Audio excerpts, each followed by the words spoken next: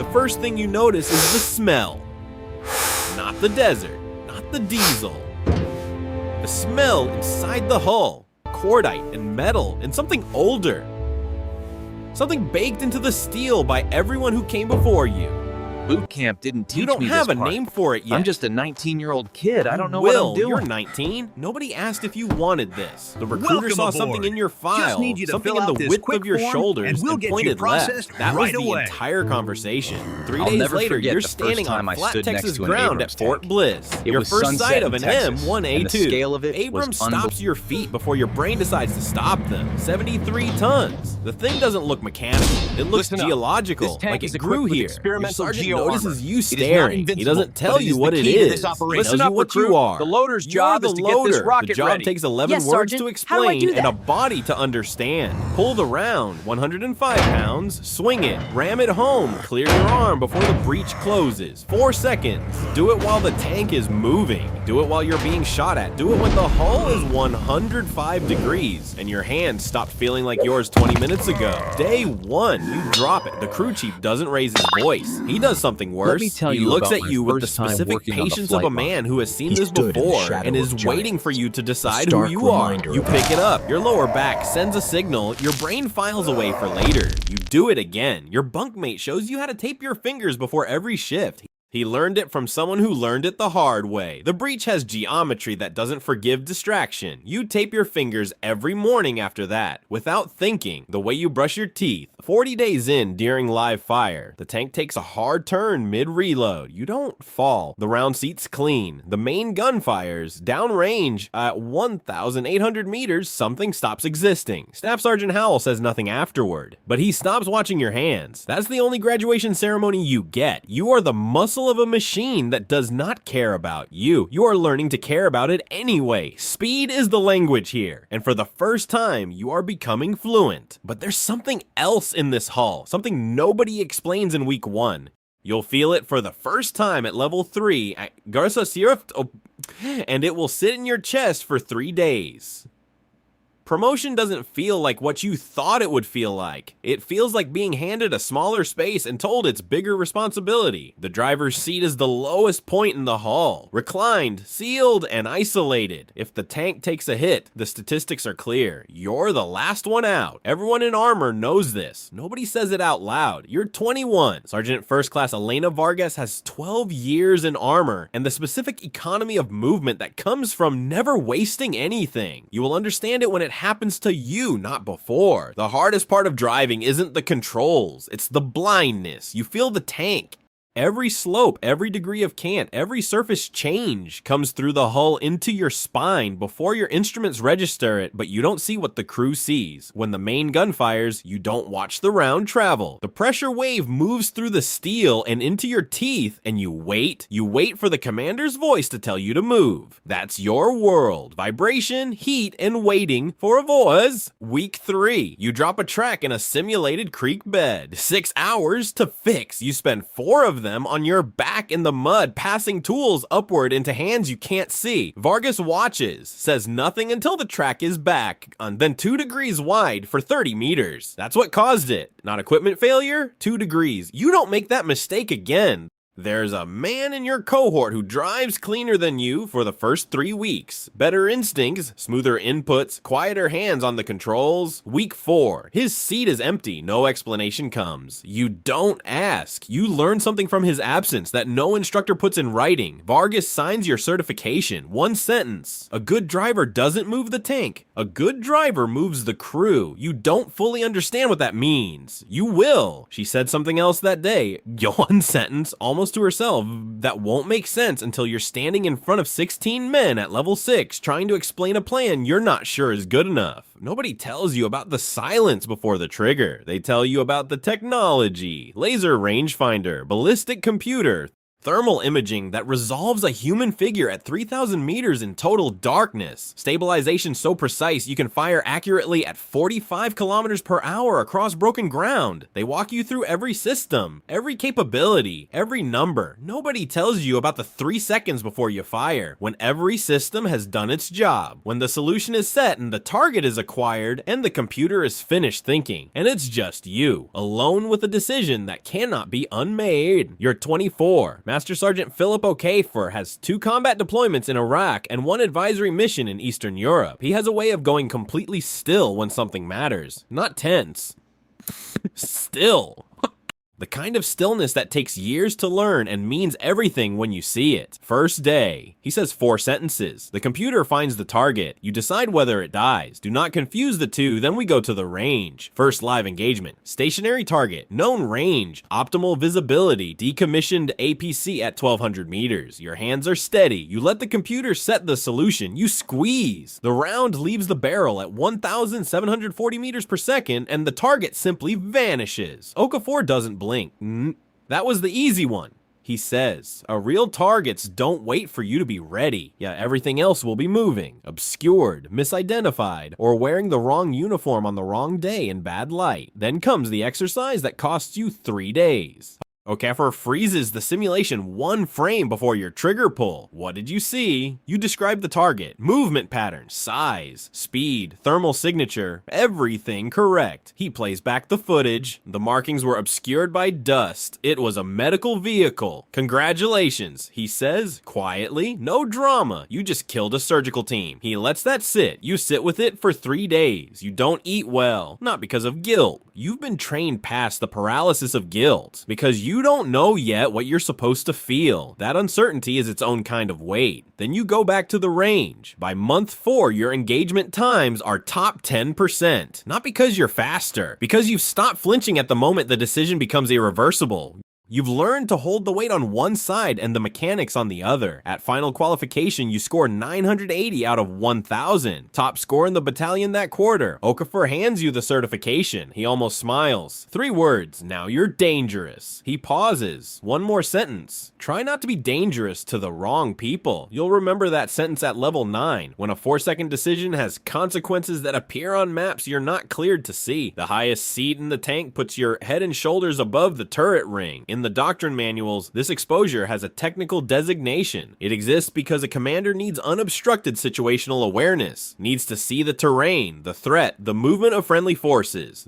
The manuals are correct about what it gives you. They are quiet about what it costs you. Snipers have a different name for what a tank commander looks like from 400 meters. You're 27, staff sergeant now. 4 people in this vehicle move because you tell them to, and 1 wrong call from you is not an equipment loss on a readiness report. It is a person. That thought doesn't paralyze you. It locates you. For the first time in your career, you understand exactly where you are standing and what the ground beneath you actually means. Your loader is Private Tanner Briggs, strongest man you have ever been inside a vehicle with. Also the only man in the crew who doesn't perform when you're watching, not because he's careless. It's because he doesn't need your approval to know if he did the job right. That makes you angry in week 1. By week 3, you understand it's the most valuable thing in the crew. A man who isn't performing for you is a man who's actually working. You learn to explain the why before the what. His output changes immediately. Your driver is Specialist Ama Asante. She doesn't read terrain. She speaks it. She never contradicts you directly. She asks questions. Commander, did you want to consider the northern approach? That is not a question. That is an answer wearing a question's clothes. You learn to hear the difference. You start asking her opinion before issuing movement orders. Your platoon sergeant raises an eyebrow. She's a specialist, he says.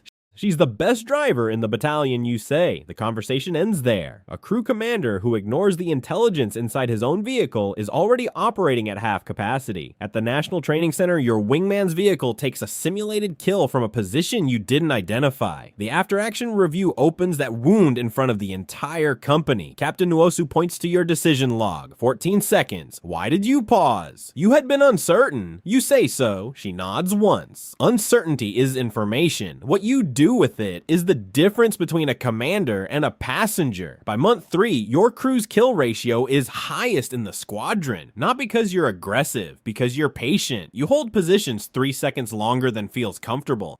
3 seconds is an eternity when the instinct is to move. The night before the final rotation ends, Briggs says something that isn't in any evaluation form. You don't repeat it, but it changes the way you give orders for the rest of your career. 2 tanks, not double the strength. Double the ways everything can go wrong simultaneously while you are responsible for both. You're 29, Sergeant First Class. Your world has expanded from a 24-foot hull to a sector of terrain you have to own with nothing but sequence and timing. The section is the smallest tactical unit in armor. One moving, one watching, one engaging, one covering. Get the sequence wrong by 4 seconds and you hand a stationary target to an enemy who has been waiting for exactly that geometry. Your wingman commander is Staff Sergeant James Darko, 3 years more in armor than you. He can hear a fuel delivery problem in an exhaust note before any instrument flags it. He can feel a track about to throw before the vehicle tells him. He carries knowledge in his hands and his ears that no school put there. You rely on him. You tell him so directly. That matters more than the rank differential. He doesn't need your approval either. What he needs is to know you see him clearly. You do. Darko is more cautious than you, slower to commit, quicker to pause. In the first 2 weeks, this friction makes you impatient. By week 4, you understand what it's actually doing. When you want to push and he hesitates, you have to say the plan out loud to justify it.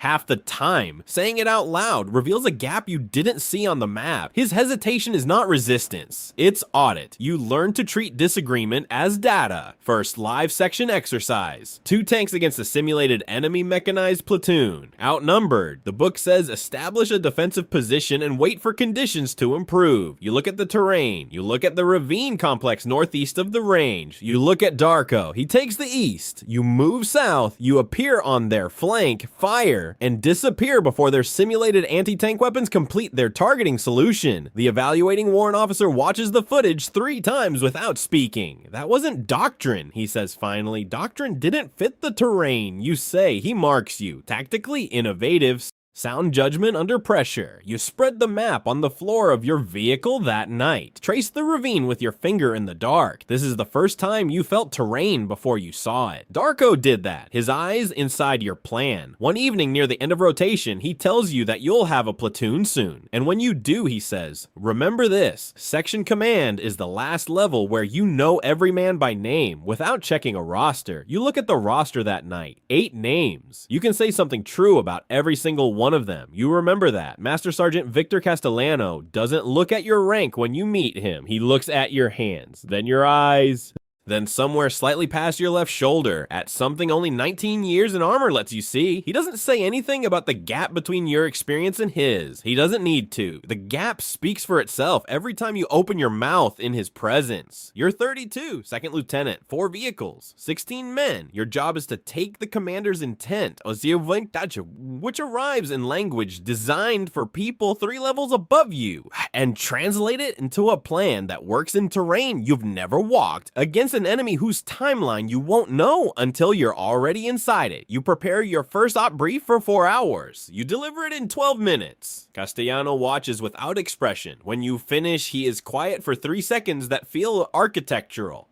Then one question. What happens if Vehicle 2 loses communications during the bounding overwatch? You don't have an answer. Then your section operates blind and your plan collapses, he says, not unkindly. The way a fact is not unkind, it simply is. You rebuild the contingencies, every branch, every failure point, every assumption that could crack under contact. You brief again. Castellano listens. When you finish, he nods once. A single, small, load-bearing nod. That nod is worth more than a written evaluation because it isn't given to rank, it's given to work. At your first Combat Training Center rotation, Vehicle 3 takes a simulated IED strike and goes down hard. 2 minutes to decide. Extract the crew, secure the vehicle, or continue mission with a gap in your formation.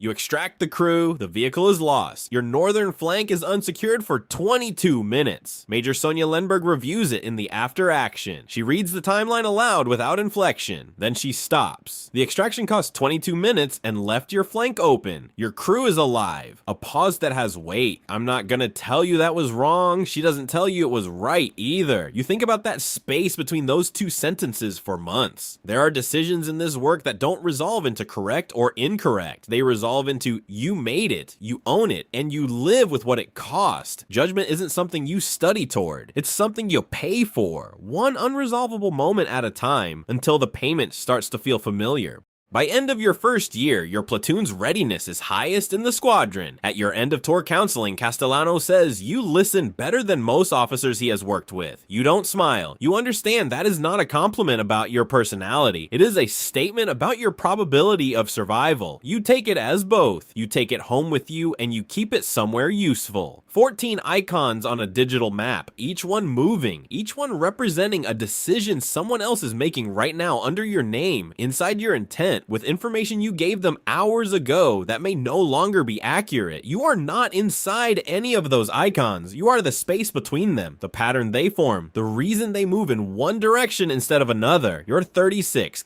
Captain, 14 M1A2s, 62 soldiers. You spent 15 years getting better at being inside the machine. Now the machine is the formation and your instrument is no longer the main gun. It's the radio, the command post. The two sentences of commander's intent that have to be clear enough to survive contact with reality. The colonel gives you one rule. Your job isn't to be the best. It's to make your platoons better. The company is a mirror. If it's broken, you're the reflection. 3 months in, maintenance readiness sits at 71%. The threshold is 90. You trace it, not to a person, to a process. Readiness climbs to 94%. Okonkwo Bonsu says nothing about the recovery. He asks why it took 3 months to find. You don't deflect, because I wasn't looking in the right places soon enough. Yeah, he nods. Now you know where to look. That's the entire debrief. It's enough. Your first sergeant, Priya Krishnamurthy, tells you one evening that they trust you now. You ask how she knows. She almost smiles. The first time since you've met her. Because they stop performing when you walk in, she says. They just keep working. You sit with that for a long time. Command is not authority. Authority arrives on a piece of paper with a date and a signature. Command is granted by the people you lead, incrementally, silently, in moments you never witness directly. And it is revoked the same way, without announcement. Often before you notice it's gone, you never stop earning it. There's no point at which it is simply yours. One night 3 months before end of tour, you sit alone in the command post at 0200. 14 icons on the screen. No crisis. No decision pending. You look at them and realize you are not thinking about yourself in that picture anymore. That's when you know something has changed. You won't have a word for it until level 9. 2 battalion commanders stand before you at the senior leader conference. Their readiness numbers are excellent. Clean slides. Confident delivery. The kind of presentation that looks like a system working exactly as designed. You know one of their companies personally. You know what those numbers actually represent. You know the distance between the slide and the ground. You're 42. Lieutenant Colonel, 430 soldiers, 42 vehicles, tank companies, mechanized infantry, forward support, headquarters. A combined arms battalion is not a tank unit with attachments. It is an argument made in steel and personnel and logistics that has to be won every single day before the enemy gets a vote. Your turn to present comes after lunch. You show your actual numbers, including the maintenance shortfall you haven't resolved yet, including the timeline for resolution and the 2 assumptions that timeline depends on. The room temperature changes slightly when you finish. You feel it. Colonel Miriam Oduya finds you afterward in the hallway. I'd rather have your honest problem than their polished fiction, she says. Bring me the solution by Friday. You bring it Thursday. That single day becomes a principle. Close the gap between what you said and what you did, and close it faster than expected, not to impress, because the gap is where trust goes to die and organizations go to drift. You learn to write commander's intent the way Vargas taught you to drive, not with more input, with better input, fewer words, cleaner logic, one paragraph a sergeant can read in 20 seconds and act on without asking a follow-up question. You write it 4 times for every operation. The 4th version is never the longest. It is always the truest.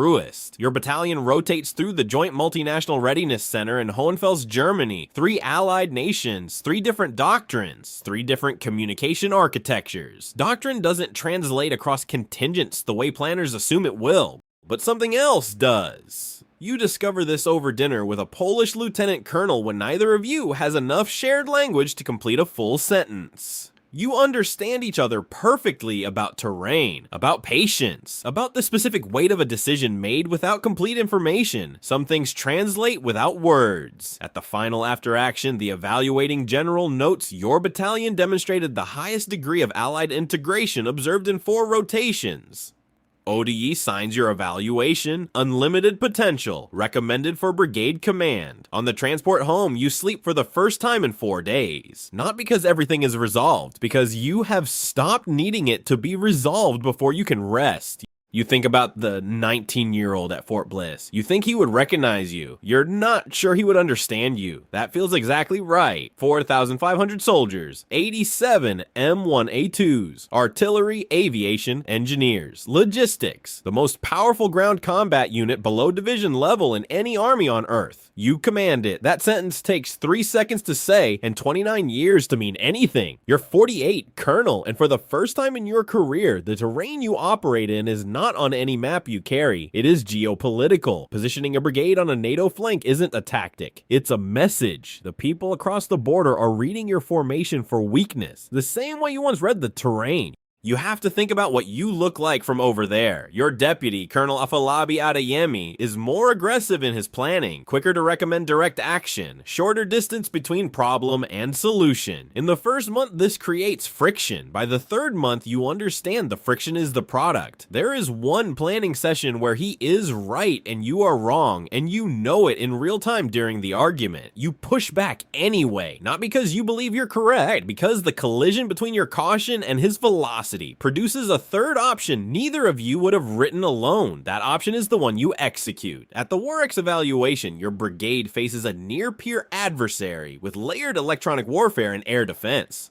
6 hours in, comms go down across the formation. Your battalion commanders are operating on awareness 30 minutes out of date. Orders that made sense at 0600 no longer fit the ground at 0800. You push decision authority down. Your S3 looks at you the way Castellano once looked at a plan with missing contingencies. You feel that look. You issue the order anyway. Operate on last known intent, wider latitude than doctrine allows. Trust what you built. The brigade moves. 2 hours later, comms partially restore. Your northernmost battalion has seized an objective 3 kilometers ahead of timeline, acting on last known intent, acting on what you gave them before the silence. Major General Louise Hartman reads the after-action report aloud. A calculated deviation from standard doctrine that produced a decisive outcome. She looks at you. I need to know it was calculated. 3 seconds of silence. It was, you say. She holds your gaze for a moment that has mass.